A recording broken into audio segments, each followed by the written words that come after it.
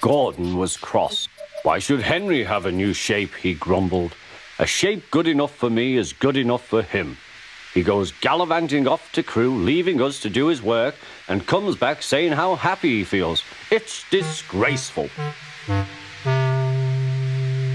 And there's another thing. Henry whistles too much. No respectable engine ever whistles loudly at stations. It isn't wrong, but we just don't do it. Poor Henry didn't feel happy anymore. Never mind, whispered Percy. I'm glad you're home again. I like your whistling. Goodbye, Henry, called Gordon. We're glad to have you with us again, but remember what I said. Later, Henry stopped at Edward's station. Hello, Henry, said Edward. You look splendid. I was pleased to hear your happy whistle yesterday. Thank you, Edward, smiled Henry. Shh, shh. Can you hear something? It sounds like Gordon, said Edward, and it ought to be Gordon. But Gordon never whistles like that. It was Gordon. He came rushing down the hill at a tremendous rate. He didn't look at Henry, and he didn't look at Edward. He screamed straight through the station and disappeared. Well, said Edward. It isn't wrong, chuckled Henry, but we just don't do it. And he told Edward what Gordon had said.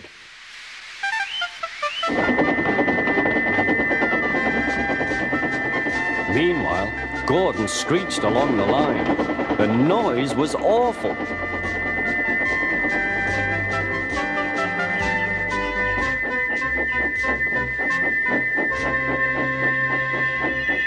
At the station, everyone held their ears. The Fat Controller held his ears too. Take him away, he bellowed, and stop that noise! Gordon puffed sadly away. But he wouldn't stop whistling until two fitters climbed up and knocked his whistle valve in place. That night, Gordon slunk into the shed. He was glad it was empty. It isn't wrong, murmured Henry to no one in particular, but we just don't do it. No one mentioned whistles. Next morning, Henry was enjoying himself enormously. I feel so well, he sang. Trickety-trot, hummed his coaches. Then he saw some boys on a bridge. Peep, peep, hello, he whistled. Oh, he called. The boys didn't wave and take his number. They thought it fun to drop stones on him instead. They've broken our glass, sobbed the coaches. The passengers weren't hurt, but they were cross. Call the police. No, said the driver. Leave it to Henry and me. What will you do, they asked. Can you keep a secret? Yes, yes.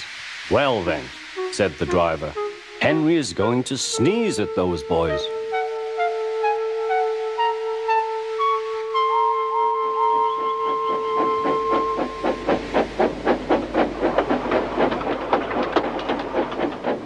Lots of people were waiting at the station just before the bridge. They wanted to see what would happen.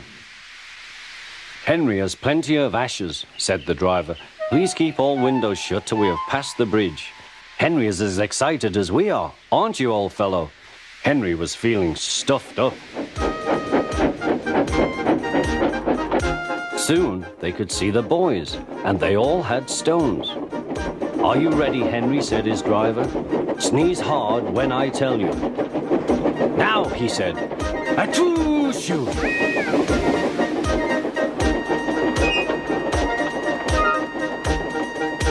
Well done, Henry, laughed his driver. Henry went home very pleased with himself.